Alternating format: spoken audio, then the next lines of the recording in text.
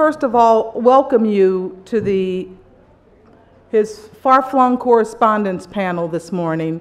And most of you already know by now how it came about, but he's going to introduce them before we start.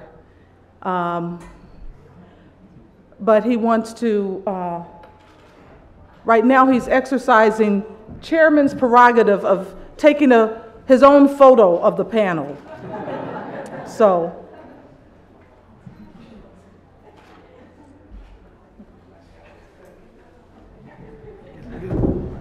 Sorry.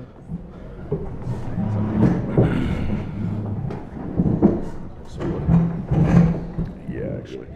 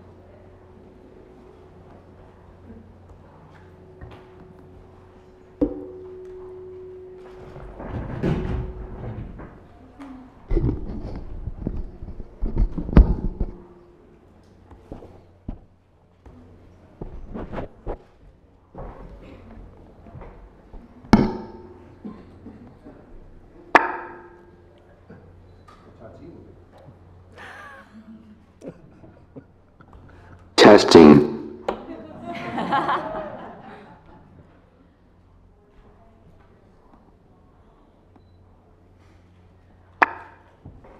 Let's test it while it's sitting. Do you want him to hold it the whole time?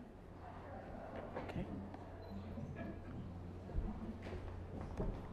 I've been online from the earlier days of the internet, and I discovered quickly that there's a rich flow of movie commentary coming from overseas.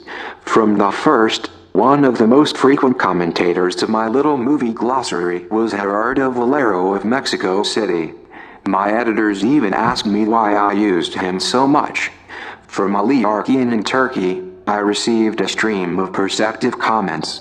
And also from Mirasol in Manila, who defended me when I disliked a Filipino film showing at Cannes.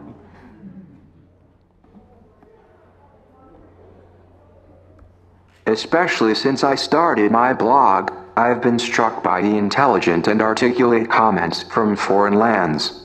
A computer magazine said my blog had the best comments on the web, and the major reason for that is the number of foreign comments it attracts. We forget that there are possibly more English speakers in India and Pakistan than in America.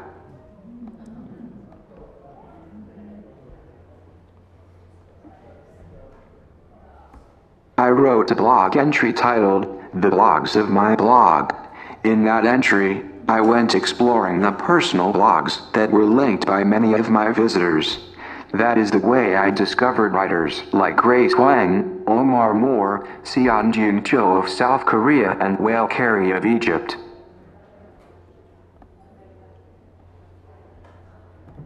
I also discovered that movie sites on the web are fairly America-centric, but there is a wealth of great commentary elsewhere. Since English seems to be the de facto language of the web, these writers are all available to us. For that reason, this panel this morning means a great deal to me.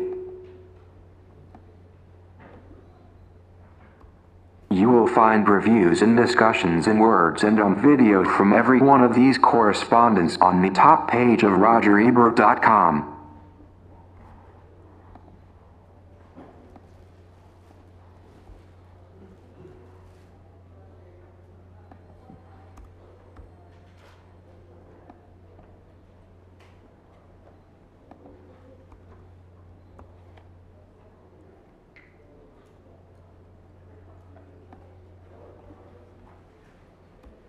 Omer Mozaffer is a widely respected teacher at such universities as Chicago.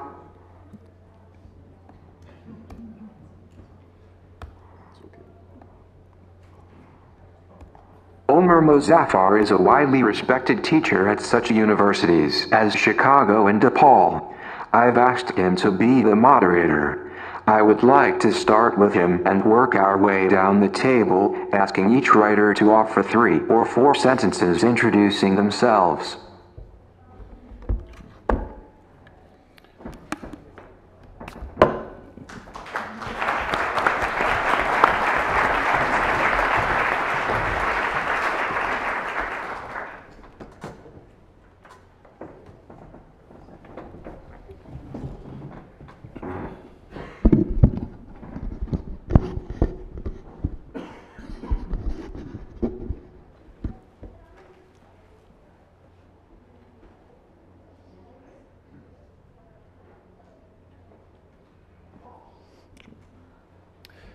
Okay, good morning, everyone. As Roger mentioned, my name is Omar, and to start off, I have to clarify something. I've met quite a few of you over the past few days, and the first question I received was, if you're the guy from Pakistan, where's your Pakistani accent? Right? Would you believe me if I told you that this is a Pakistani accent? It is. For someone who was born and raised in Pakistan up till the age of 2, and then raised in Chicago for the next 35 some years. So as Roger mentioned, I'm going to ask each of our colleagues here to introduce themselves. Let's start with Gerardo, all the way at the very end. Gerardo, tell us about yourself. Hi, I'm Gerardo. I come from Mexico City. I've been following Roger since the 80s. And luckily, our cable station in Mexico, for a little while there, for about 5 years, gave a show, the Cisco Libre show, which became my favorite for a long time. And I even used to tape it on Betamax machine. But then the internet came along, and I sent Roger, as he mentioned, my glossary suggestions.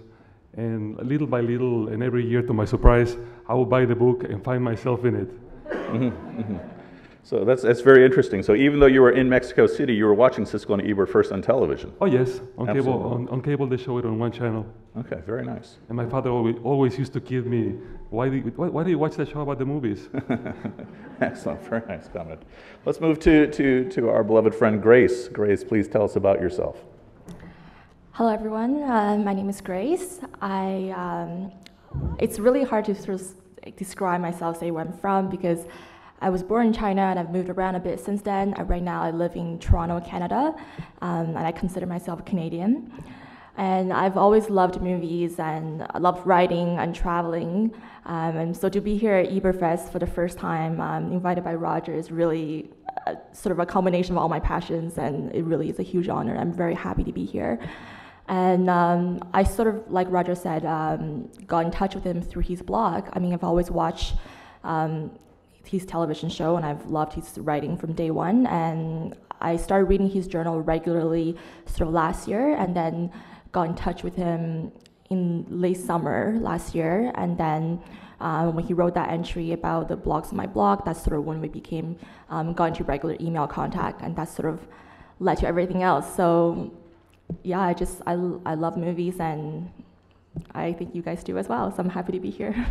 Very nice. So interestingly, you're raising another point that we're probably going to discover in the course of our discussions, that many of us, including myself, might come from one particular place, yet we position ourselves in our global world somewhere else. Very, very nice. Seonyong, please tell us about yourself. I'm Seonyong from South Korea, and Since high school, I began to read Roger Ebert's review, and I remember I remember his first review I read at the time. It was a Truman Show, and yes, and because of him, I was exposed to some kind of spoiler in that movie. And after that, I began to read lots of reviews, and then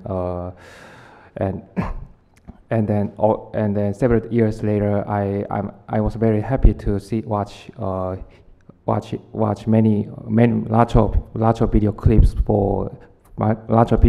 clips from his shows on internet. You know, there are lots of video clips of Siskel and Ebert or Ebert and Loper on the internet. Yes. I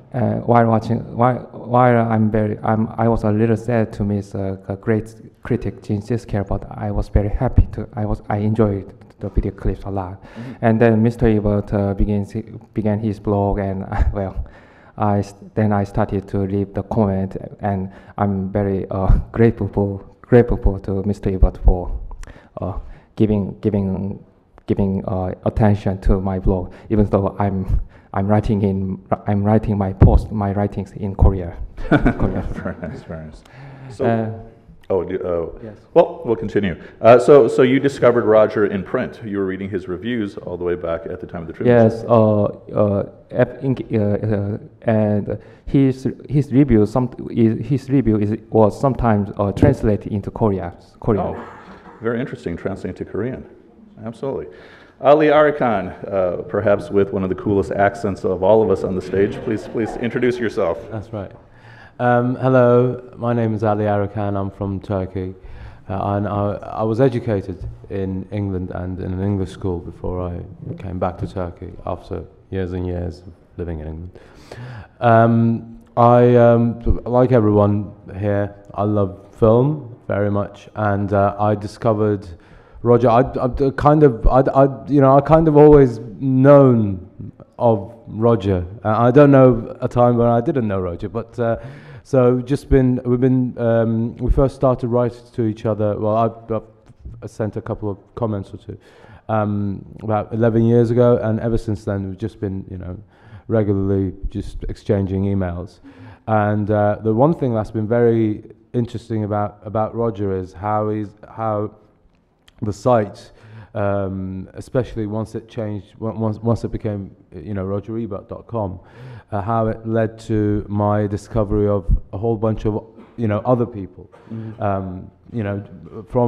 Because of Roger, I discovered Jim Emerson, and Jim and I became great friends, and through Jim I discovered other such, great bloggers like Matt Seitz, who's a filmmaker now and with us today, Dennis Cosalio, Ed Copeland, a whole bunch of people. So not only was it great to read Roger's reviews, of course, but he also worked as an avenue to a wider world of movie criticism.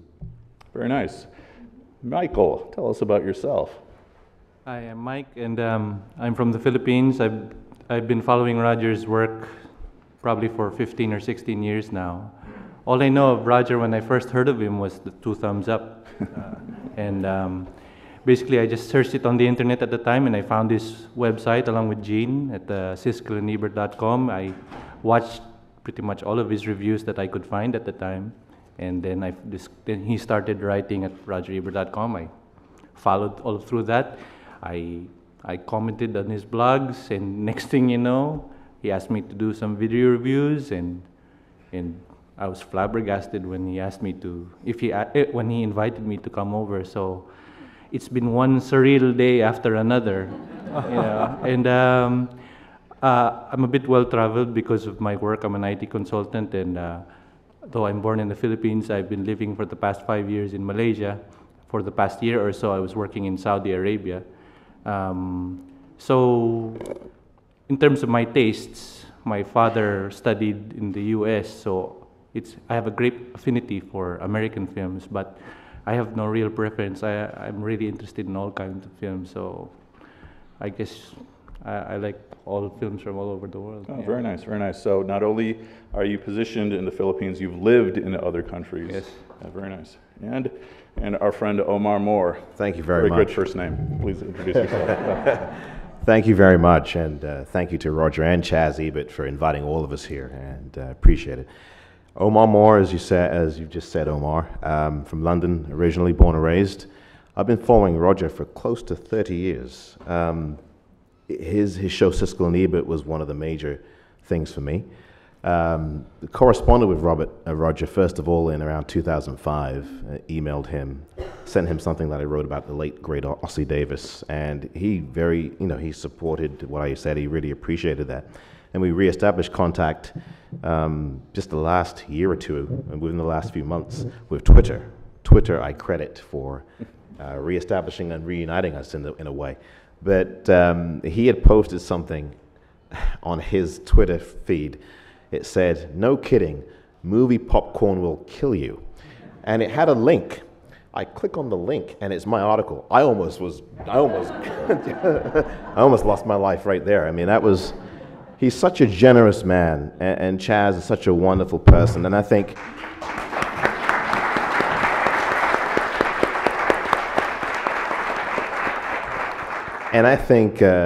we all, everybody on the panel will not mind me saying that we both deeply appreciate them for what they've done for us and for a lot of other people who we really get to expose their views on film. And I love film too, like everybody up here. So thank you very much. Yeah, very, very nice. I suppose you want to know how I discovered Roger. It's through Sesame Street. Sesame Street was on Channel 11, and the original Siskel and Ebert show, way back then, sneak previews, what was called before, was also on Channel 11, so I was a typical little Chicago boy who watched far too much television, and discovered these two guys who were arguing, and so naturally I watched, and today we are here together. Very nice. So let's explore this issue of our global world a little bit further. If I may ask each of you to describe your home, your homeland. How would you describe that for an audience of Americans? I'm assuming that many of us are already well traveled. Perhaps many of you have already traveled to many of the regions described here. But for example, Gerardo, if I ask you to describe for Americans, what is Mexico like? What is Mexico City like? What would you say? Well, we're 20 million people. 20 million people, so it's a really small village. Friendly people living there. Yeah. And we, of course, are right next to the United States. So we have a phrase that when the United States has sneezes, we get pneumonia. Very nice. Right. We're one of the few countries, I think, in the world that we get movies with subtitles, not dubbed, instead dubbed. And that's something that really I like very much, because whenever I travel, I go crazy from country to country, hearing the same actor with many different voices. Mm-hmm. Very, very, very nice. Okay.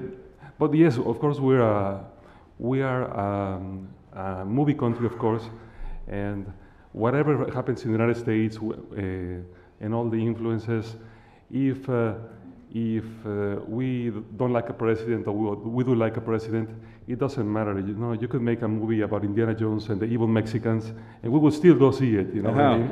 That's a very, very interesting point. So there's a great love of American movies. Oh yes, absolutely, very nice. Why don't you tell us about London? Sure.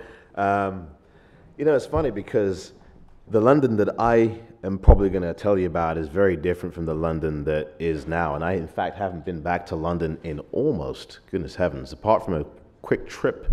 It's been almost 20 years since I've been back there, and that was for a vacation the last time. London is multicultural now, and when I was growing up in London, it was very, very different, and the politics are very, very different. It's become much more cosmopolitan. But in the days that I was growing up there, wow. It was just a different kind of language it's just a different language. I really can't do it justice or give it an accurate description, so forgive me for that. Do you get the sense, or how would you describe the relationship between people of London, if we can describe it, and their view on America? Like, what do they think? What do they see? Yeah, that's Actually, that will jog my memory a lot more, because I have a lot of friends that are still there who talk about the Yanks this and the Yanks that, and of course, the Yankee is an East Coast or an Eastern Seaboard type thing, and the Connecticut Yankee, the Yankee Clipper, and that's more East Coast. But a lot of the people in London, in England in generally, they tend to think of Americans as Yanks, just this whole conglomerate of Yank. Loud and brash and aggressive, and that was the prevailing view back then. So it's pretty accurate. Yeah. Yeah, excellent. Very, very nice. Grace, sorry. Why don't you tell us about your homeland? How would you describe it? What is it? Well, it depends on which one you're talking about, yes. China or Canada. For me, I guess I'll start with China. China is where I was born. I lived there till I was 11, and then I moved to Canada. So my memory of China is, it's back in the 90s. It's when I was in elementary school and being taken around by my parents, getting soy milk from a car, where milks are delivered to your door in glass bottles every day. So the modern China, I know is a lot different. And the last time I've been back was almost 11 years ago. So I probably really can't speak to the modern China, but even last time I went back, which was probably only 6 years after I first moved out of there, it was a huge difference. I couldn't even recognize my home city when I went back.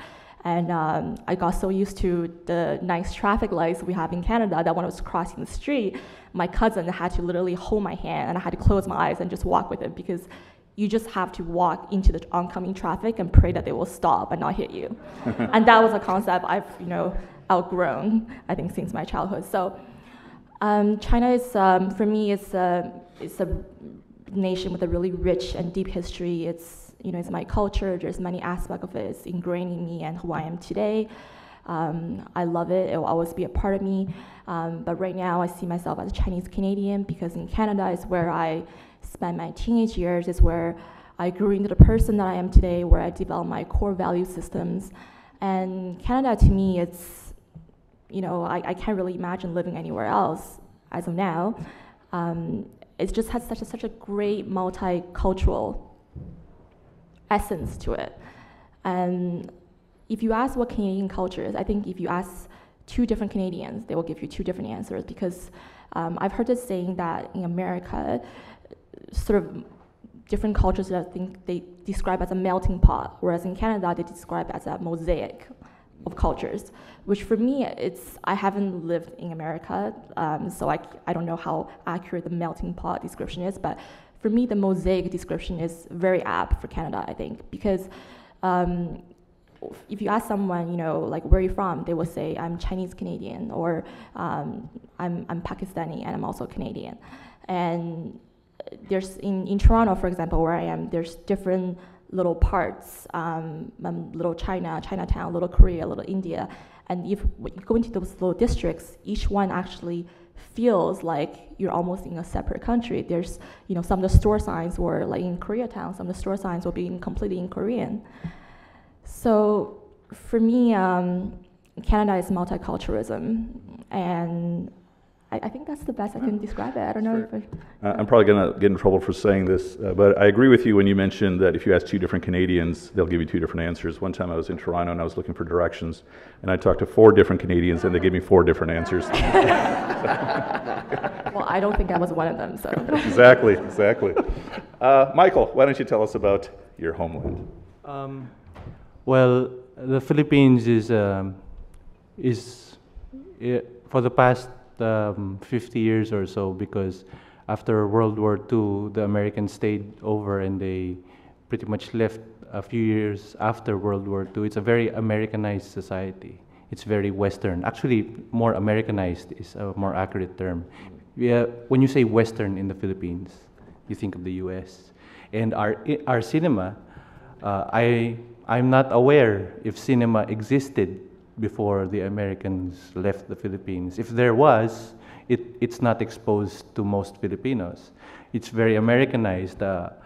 For many of my countrymen, when we think of the movies, we we've sort of lost the Filipino identity. We really look to American movies. If you go to the Cineplex, Cineplexes in our country, it's almost overwhelmingly American. I'd probably say 80% of the films that are being shown are American. In the last few years, the independent scene has been really growing strong, but it's not being supported by our mainstream local industry. And our mainstream local industry really patterns the films we make based on the Hollywood system. So for good or for bad, our idea of American life, in fact, our idea of international life is how we see it through American eyes. So that's how it is in our country. I mean, to sum it all up, no matter what you hear from a Filipino, what they say about the Philippines, if they could have a chance to go over here, they would. They jump right on over. Yeah. So a few very interesting points. One is this point that you're making that the Filipino consciousness is very much related to an American. There's a strong relationship with America. That's a very, very interesting point. Consciously or not, it's there. That's a very, very interesting point.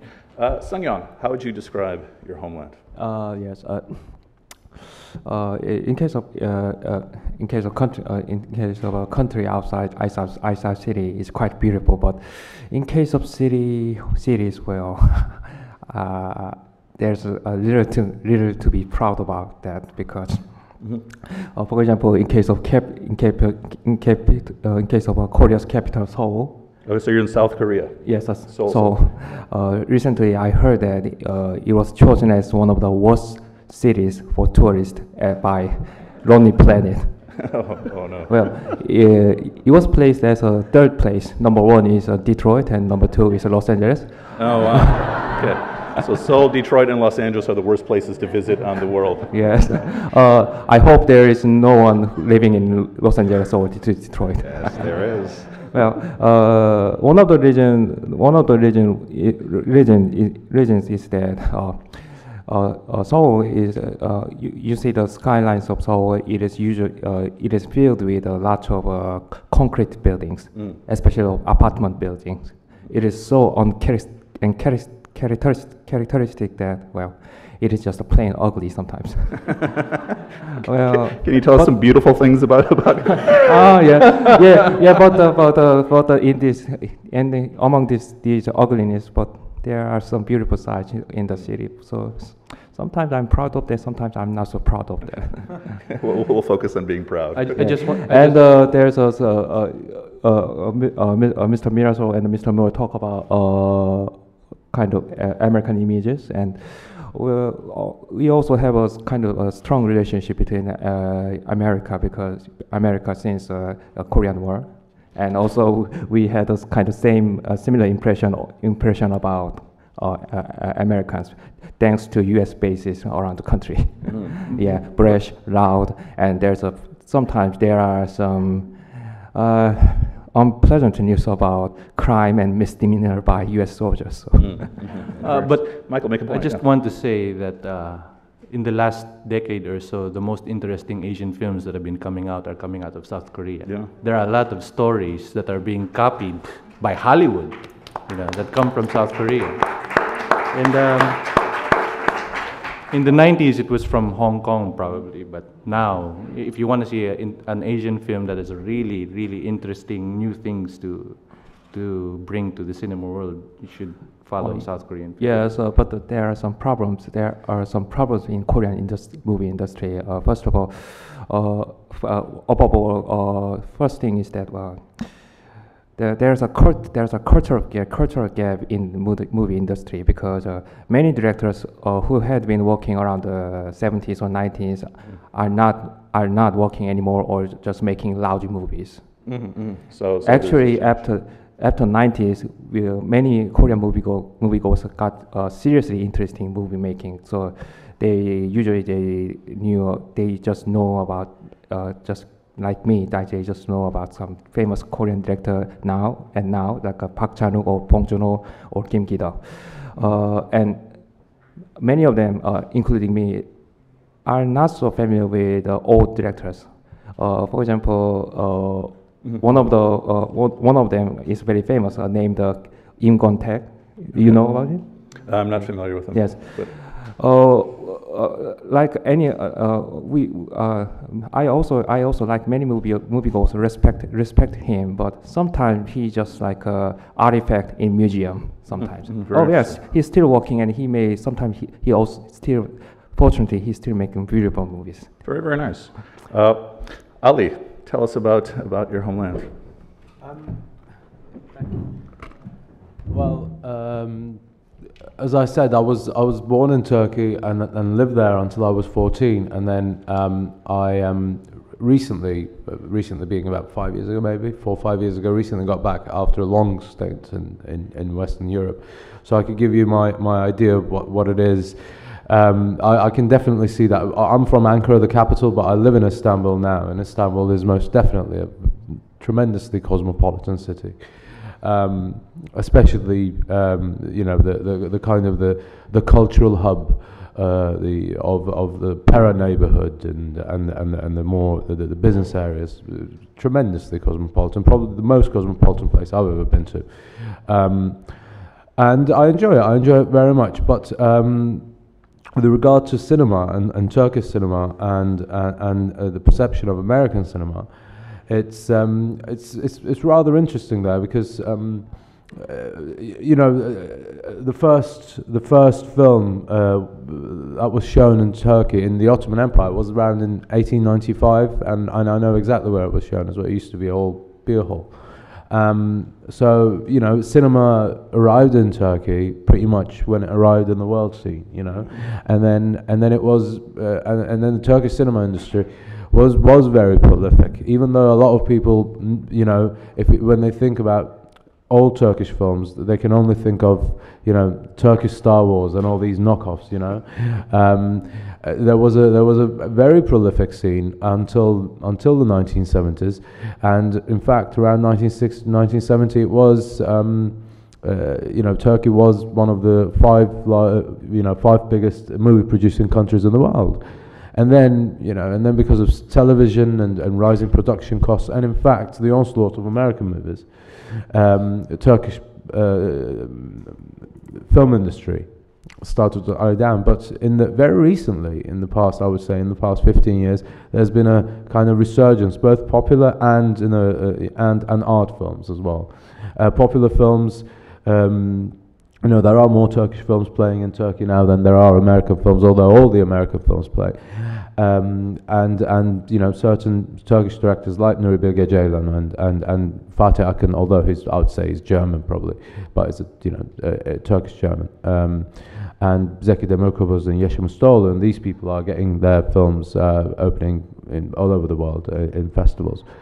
And finally, about American films, someone else asked me as well. We pretty much get every single American release, some later as DVDs, but the big blockbusters open at exactly the same time.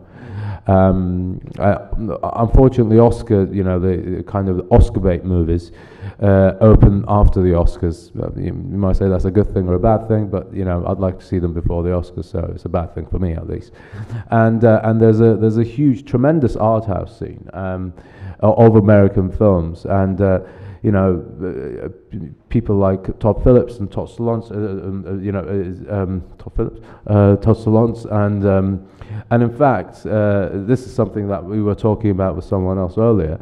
If you ask me, I was going to mention this to Charlie actually. If you ask me what was the most popular film in Turkey among young people of the past 10 years, I would say it was Eternal Sunshine of the Spotless Mind. People just love that film. That's very interesting. Absolutely love that film, especially especially young people. It's just a tremendous.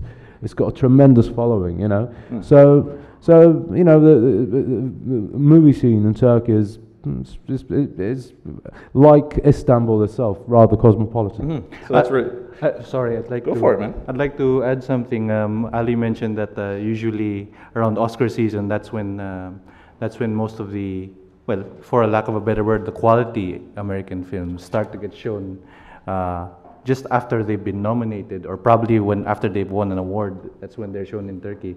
It's pretty much the same in the Philippines, and it's very frustrating for cinephiles who live in the Philippines, who get to hear from from critics like Roger Ebert or A.O. Scott or Michael Phillips or what have you on these great films that are coming out early in the year, middle of the year, before December, and then we hear, can't we see it, can't we see it, and then you hear the nominations and they come out, okay, you know, they'll say, they'll come out after the Oscars, and sometimes they won't be the ones who win, so, you know, oh, why didn't we see that, so, like and it's pretty much the same in Asia, like in Malaysia, everybody was hyping all of these films that were nominated. I remember in that year when Brokeback Mountain was the favorite, so they weren't hyping that one up because it's illegal in that country.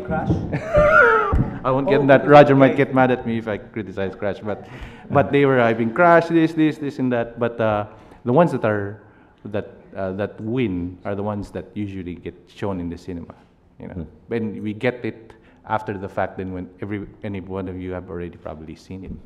So that raises an interesting question, and I'm afraid by the answers I'm going to get.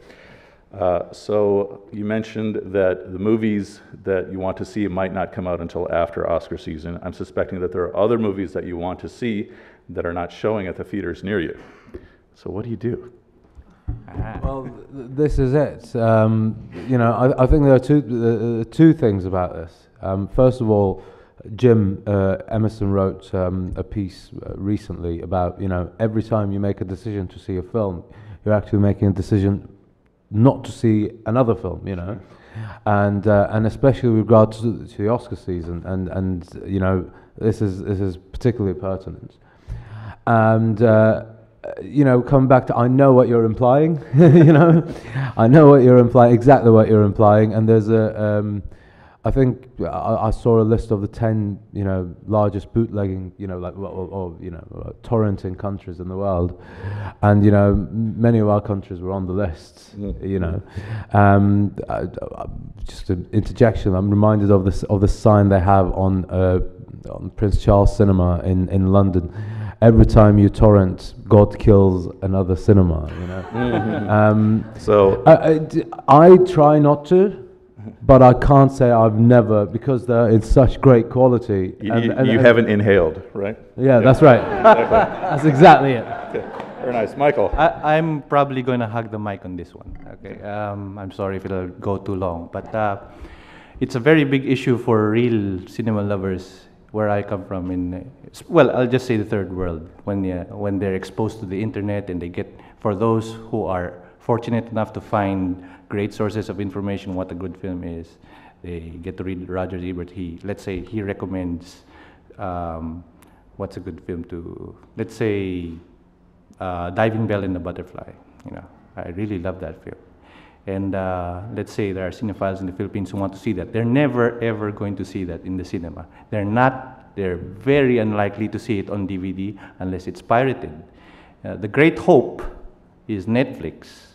Because I can't tell you how lucky you Americans are to have Netflix, that you can stream it right away, you can rent it, and then readily available at any time. I tried getting access to Netflix when I was in Saudi Arabia. They have a specific policy saying there will be no streaming outside of the United States. So, you know, as a film lover, you know, your heart sinks. But if Netflix can somehow find a way around that, they'll make a lot of money and we'll all win. If I may go on further, I just want you to, because we're obviously talking about piracy. We're all adults here. Let's talk about it frankly. By the way, this is streaming worldwide. Yes, yes. So someone's pirating it. I have this friend who travels regularly, travels often, travels around the world, to UK, to Africa for IT work, okay, and he has this favorite movie. His favorite movie is Singing in the Rain. That, for me, that film is the most joyous film ever made. It's impossible to hate that film. You're saying that's more joyous than Transformers 2? By this much. Okay. Yeah. Okay. So he brings it. You know, he brings it with him. He's sometimes assigned to these countries for sometimes months, sometimes years. Sometimes doesn't get to go home after 3 months or so.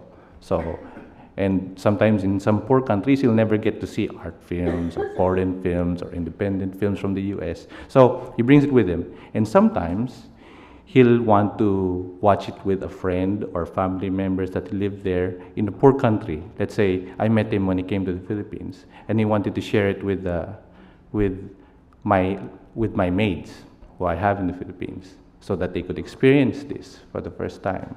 And never once has he told me. He's told me every time he went to every place that he shared Singing in the Rain, once he sees Gene Kelly starting spinning, twirling in the rain, holding his umbrella, sometimes they cry in joy, So piracy is wrong, it's theft, but in that context, is it wrong? So it's not, piracy, I understand it's theft, and companies, want to retain their copyright and everything, but you have to look at it from the bigger picture, especially from the third world countries, which will never ever get to see your wonderful films, or films from London, or films from China, or from South Korea, so it's not that simple to say, to narrow it down to that debate. So it's just something I want you to think about. Piracy is wrong in a certain context, but in another context, it provides joy, something, it just provides something deep for those who won't be able to experience it that often. Yeah. So this is an interesting point that you're speaking of movies that are acquired on the internet, and we would think of some big blockbuster, but you're speaking about Singing in the Rain. You're speaking about classics. Yeah. That if the studios figure out a way to even charge a tiny amount, they could probably cash in with this multi-billion. Because of critics like Roger Ebert, who usually come out every year with a top 10 list, there are a lot of people who follow those lists. And they're not going to see a lot, let's face it, they're not going to see a lot of those films on those lists if you live in the Philippines, if you live in Malaysia where films are banned, if you live in Saudi Arabia where there are no movies at all, they have to go to Bahrain just to see a movie. And that's why their piracy is so high in Saudi, because where else are they going to get it? Brokeback Mountain was heavily seen in Malaysia and Saudi Arabia, but through pirated DVDs. Very interesting. Omar, what do you have to say? I wanted to add to what both Ali and Michael have said. I mean, the piracy issue here in the United States is different, and the situations and circumstances are different from both in Turkey and in the Philippines. But one of the things in this country, and maybe a lot of you here in the audience can testify to this, is that you have to wait also a number of weeks, months maybe, before you see a lot of the films that have been nominated. Not nearly as many months or weeks as Ali as Ali and Michael have talked about. But oftentimes you get all these year-end lists, and if you're not living in the 6 major media markets here in the United States, you have to wait a long time, or you have to drive for miles and miles to see a film. So I just wanted to add a little bit. I mean, obviously it's a different kind of perspective, but the same thing applies here in some ways. So we have this one aspect of love that we've been speaking about for the movies is just a simple aspect of viewing the movies. Let's talk about writing about the movies. For example, I don't know if you've read Grace's blog. She's a beautiful, beautiful writer. Grace, when you watch a movie, what is the experience like? What do you seek? What do you share? How would you answer that? Well, thank you, first of all, for that comment. I guess for me, films is just a very personal experience, period.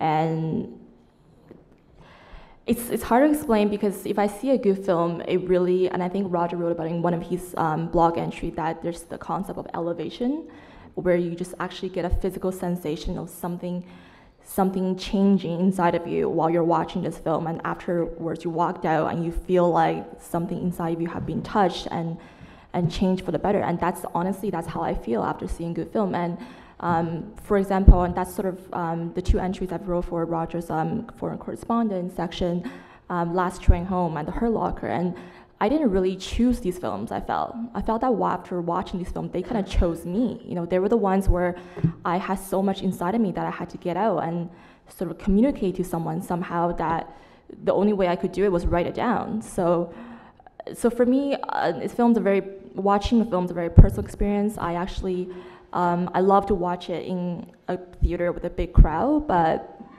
when I'm watching at home with DVD, I actually prefer to watch it by myself, because I don't like to have any distractions, or sort of, my pet peeve is when someone try to talk to me during a film, make little commentaries like, oh, wasn't that great? Did you see that scene? I was like, wait, Like, I didn't pay to hear you talk. So, sorry. But yeah, and then writing for me, it's just a method of self-expression. Honestly, I've been writing for years. I've kept a journal since I was a little girl, and I've always thought my writing is way too whimsical and emotional to be shared with the public. I had a private blog for years that I shared with a small circle of friends, and then it wasn't until I got in touch with Roger and he commented on my writing, and he said, you really should, be writing and spreading your joy for writing to the public, that I thought, oh, maybe it's not a bad idea. And then I'm constantly amazed at how many people respond to what I write and say, that's exactly how I feel. I'm so glad you verbalized it. Because I guess for me, in a way, when I read film reviews before, I thought, you have to sort of have a history, a background in films, academia training. For me, I don't have any of that. For me, film is purely just, it comes from my emotional reaction to what's on the screen in front of me, and that's what comes out. And that's sort of the expression, that's sort of what I value the most from people as well. I feel like everyone has a uniquely personal response to a film, and if you ask anyone how they feel about a certain film, it's always different, it's never the same, and that's what's unique about talking about films, because it's not objective. Film's a subjective experience, and any attempt to sort of objectify a film, I think it starts you down the wrong route. Mm-hmm. This is a very, very interesting point, that film for each and every one of us is this individual experience, and then yet we're at the theater together in this collective anonymity, enjoying the process. Gerardo, can you expand on that a little bit? Oh, in my case, it is completely different from Grace. For example, me and my wife always watch movies together, and as much as it doesn't make much sense, but we like to talk about the movie. Even during the movie? Yes. During That's why we like to go to the 11 o'clock matinee, because there's nobody there. And when we watch a movie on DVD, excuse me? We're not going to be seeing a movie together anytime soon. And when we watch a movie on DVD, even my wife might be playing on the computer something like a solitaire, but we'll stop the movie all the time and talk about it and what we think about it. And it really sometimes drives me crazy, because I watch a movie, maybe a 2-hour movie, and it will take me a complete afternoon to to watch it. Very, very nice point. We have about 15 minutes left. We're going to open up the floor to questions. So sorry, may I just okay, go for it. In the meantime, for anyone who would like to ask questions, please step up to the microphone. But Ali, please. When we start talking about internet and film and writing, that's why I made a few notes here. I don't think it's necessarily writing about film or film criticism. One thing that the internet has done is not necessarily giving people, is not just giving people avenues to write, for people, talented people who would otherwise not be able to get jobs because they are so specific. And that is great in and of itself, but it is different avenues that you have, and this is why when we're talking about stuff like video essays, and you have, an amazing variety of people right now, this burgeoning field of film criticism in video essays. So, Jim and Matt Seitz and Kevin Lee, Stephen Boone, Kim Morgan, this amazing thing that's happening, and then you've got bloggers. We were talking about this yesterday. Keith Ulick, who's my editor for The House Next Door, is also now one of the film critics of Time Out New York, and tremendous guy. People were actually telling me how great he is. But it is because of the internet that people have managed to get these real life jobs, and that has been another important thing. And finally, again with regard to film criticism, this is the internet has given people a very, again, this is linked to video essays, a new avenue to approach things. Satire has been there forever, but if you watch something like, I know you love Precious, and I actually like the film, but I like it for other reasons, if you watch something like Precious Moments by Stephanie Allen and Alan Loeb, that in and of itself is great film criticism, and they do nothing but reenact moments from the film itself. Very interesting. You know, so the internet has given, for film criticism, the internet has done so much that I don't think we should just talk about, you know, writing, although although that is where we start. Yeah, that's because we think of film criticism as as a writing exercise, but it's really opening up some new ways of looking at film, not just seeing it, but looking at it. So this is really interesting. So with the internet, not only do we have new avenues with which to watch movies, with which to talk about movies, but with which to re-evaluate how we express our appreciation, our love for movies, and it's this global conversation, right? None of us have known each other from before, right? I don't think any of us have met. In fact, we've all just met now.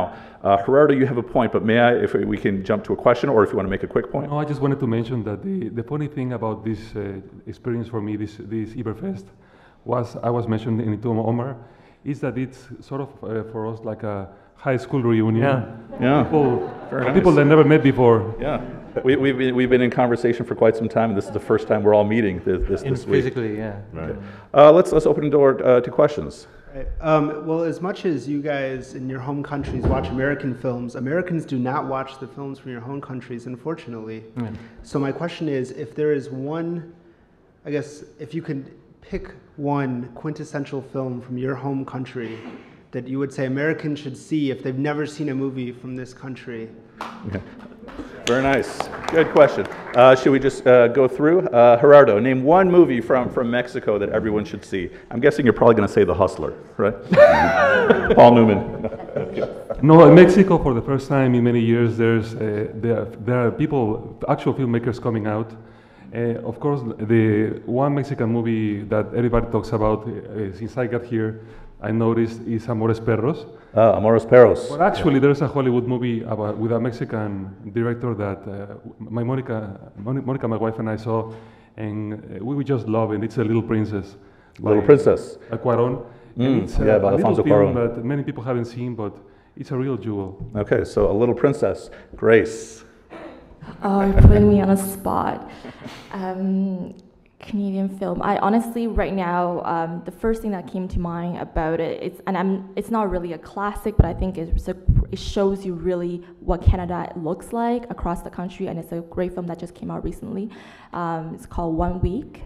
And it's sort of about this one young man's journey across Canada from one coast to another. And he only has 1 week left to live, or so he thinks. So I would recommend start with that, but there's definitely many, many more great Canadian cinema that I just can't think of right now. Absolutely, on the spot. Seonyong, can you name us one Korean movie that we should watch? Yes, probably some Korean movies are already famous in America. Yeah, like Old Boy or Thirst or Mother. Okay. I think I have to recommend some unknown Korean kind of like a Korean movie. More jovial. Yeah, something happy.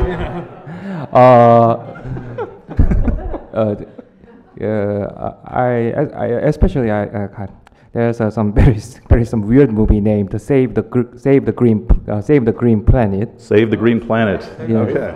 Yeah, looks like that has. Save the Green Planet is kind of one of the again, it is very violent and kind of gore again. Okay, but hopefully there's some happy moments in there. Yes, it's violent, but it has a kind of spectrum of lots of emotions. Sometimes it is kind of funny, and sometimes it's outrageous, and sometimes it's weird, sad, and sometimes it's quite tragic. Very nice. Ali, Turkish Star Wars?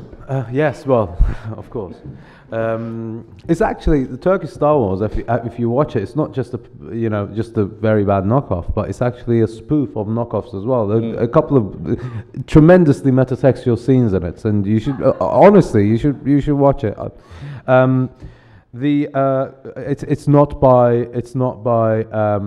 a Turk, but it's by a Turkish German, Fatih Hakan, crossing the bridge, which I love because of the music. And the music, it actually shows you how this cosmopolitan thing that I was talking about, and it encapsulates it perfectly. Crossing the bridge. If you were to watch just one film from my country. But the director, obviously, of the decade for Turkey is Nuri Bilge Ceylan, and Distant, and Climates, and Three Monkeys, and Distance, you know, Climates, obviously, Three Monkeys. and Climates being my favorite, by the way. Okay, very nice. Michael, Philippines. There's so many running through my head now. Such an unfair question, you know, to pick one. Off the top of my head, I'd have to recommend Himala.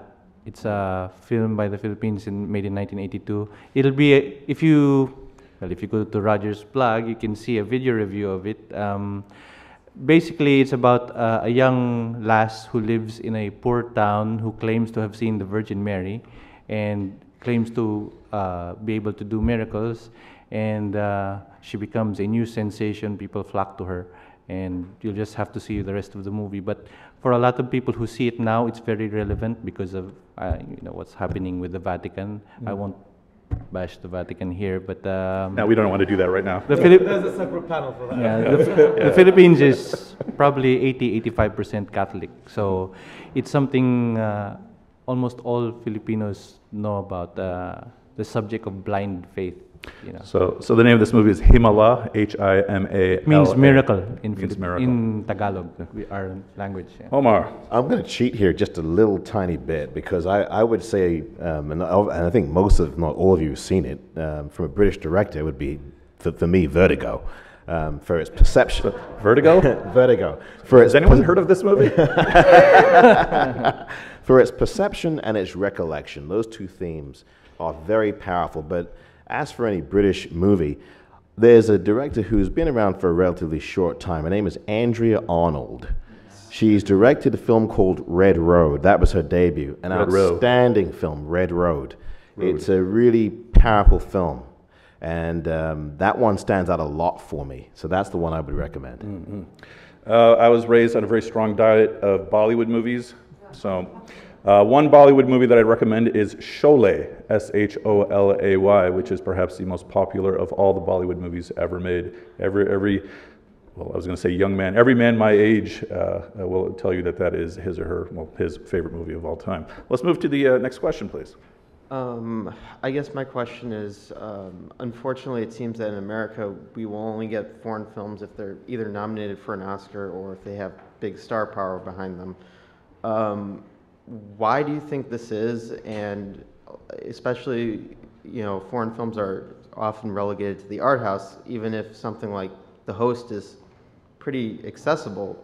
Why do you think this is, and what do you think we can do to change that? Because there's a lot of foreign films who have countries that submit them that if they're not nominated, they just don't play, and they go directly to DVD. So if I'm understanding the question, why is it that we in America do not seem to watch foreign films? Or be able to, or have the opportunity to even watch them. Yeah, except on DVD.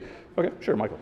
Well, I don't want to sound like I'm criticizing American society. I mean, I think the Academy has to cater to American taste, whatever you may describe that to be. So maybe the people behind it don't feel that there are many foreign films to recommend. But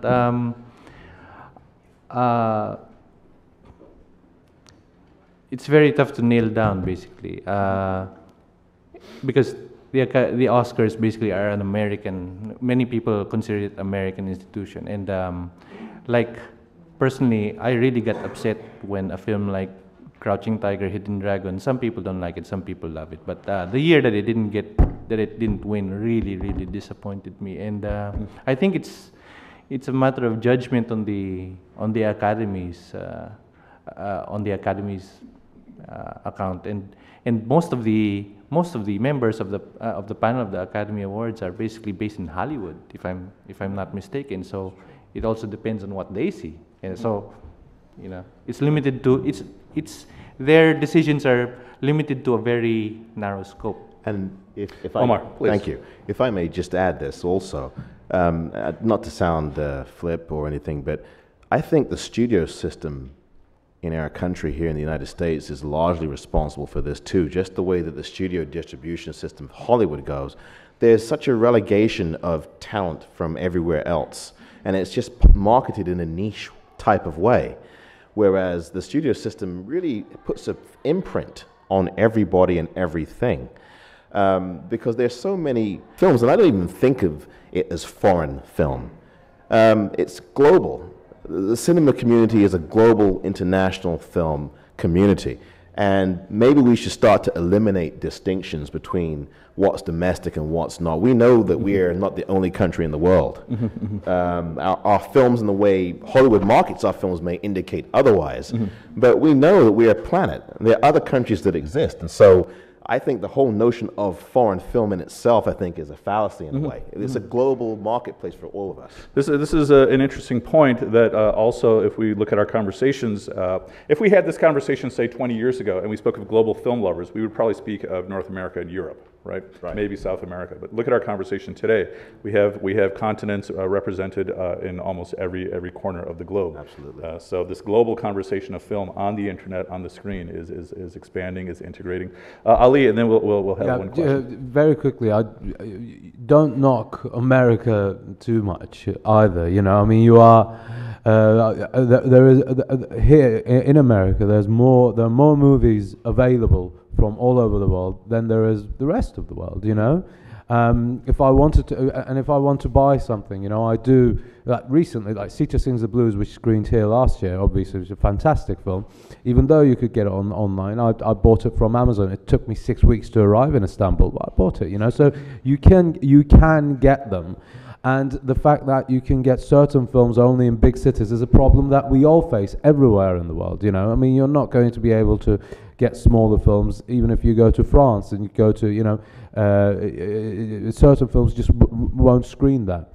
And you know, like I was actually going to mention Crouching Tiger, Hidden Dragon. I mean, this was a film, you know, this was nominated for an Oscar. This was, okay, it was an Ang Lee film. It made, what was it, $135 million at the box office. So, you know, I mean, don't knock yourselves too much. You know, you do watch a lot of international films. And besides, American cinema is one of the greatest cinemas. And you know, if we say there are three great cinemas, you know, French, Japanese, and American, I would say, and American is probably the greatest of that. So, you know, be easy on yourselves. Okay, we're just about to have to wrap up. Well, let's address your question. Okay. As you guys been addressing before, you were talking about globalization and making films more accessible globally. My question pertains more to that now, due to the access and the rise of technology and the other countries that are able to access films and not able to, how do you think it's changed and shaped the cultures within the societies of those countries that are able to see American films, or vice versa? Even though we've all been saying that America has not got a lot of chances, well, you're giving some examples to seeing foreign films, but I just want to see what were your perspectives on how it's changed people culturally? Good question. So how have things changed? You want to go for it, Grace, or Gerardo? Why don't you go first? Okay, so just to clarify, you were just saying how the rise of the internet has changed the culture of appreciating films in the society. Did I get that question right? Yes. Good. Okay. I think first of all, it's just dialogue. I think it's just improved dialogue by so many multi-folds. You know, I think before internet, a lot of people go to the cinema, they see a film, they hardly talk about it, they go home and they go to sleep. You know, they tell a couple of their close friends, and then that's about it. So a good film, like an art house film or a foreign film, has very little chance of spreading by word of mouth. And then sometimes the opening weekend is all they have to sort of get the momentum going. And I think with the internet, it's changed out that. So for example, if you have a blog and people are reading you, which is why I think writing your opinions is important. It doesn't matter if you label it as criticism or not. As long as if you see a good film and you like it, talk about it. You know, tell people, bring your friends, go see a second time the same weekend, and make sure that the film is getting played again the next weekend. So that, I think, more than anything, has sort of improved your chance of seeing good films in a society, regardless of whether it's in America and Canada or, you know, in foreign countries. So it's improved communication tremendously. Final question, Mr. Emerson. Hi. My question is, well, obviously you're all here because of the internet, and because you were able to correspond with Roger. In the past, you know, like in the old media, it was all one-way communication. I'd just like to hear from you about how you feel comments and the back and forth discussion sharpens your writing, or how it affects your writing. This is great. Anyone want to jump for it? Yeah. Okay. Or how about if we ask Seonyong? He's been quiet for a little bit. Yeah, there's a. Yes, after writing, I've written several, around 100 or 200, I can't remember. Anyway, I written many reviews and got some comments about that. And one of them is especially memorable, was very memorable. Have you ever, did any of you see Jennifer's Body? Jennifer's Body. It's a high-quality classic from perhaps well, being the great movies. Yes. I'm waiting for the criteria of this. Yeah, I gave it 3 stars out of 4. And here's an interest. And some guy gave a very interesting comment. Why are you giving positive review for that movie, where positive the movie Mr. Ebert gave thumbs up, while others gave negative reviews. You're just like a kind of he didn't say just like that. He thinks I'm just a kind of a Ebert's puppet kind of. I think we all would be happily called Ebert's puppets. Yes. Yeah. So I courteously replied, okay, I keep in mind that. Okay, very nice. I want to, if he's watching, spread a moment of greeting to our friend Weil, who couldn't make it. He was held back by the volcano. Weil, we miss you very, very much. We hope you join us. And I will hand the floor back to Chaz. Thank you. First, I want to say, Omar, you were an excellent moderator.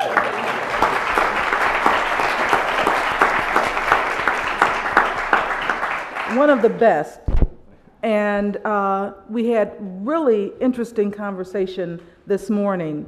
And the other thing that I really noticed is if more people followed Roger's example, I think we'd have world peace.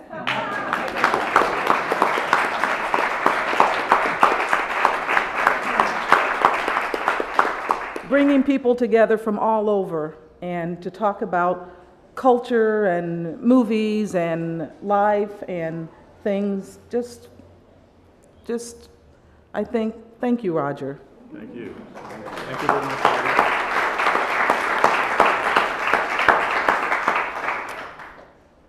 This concludes our panel this morning, and we thank you for coming. Thank you.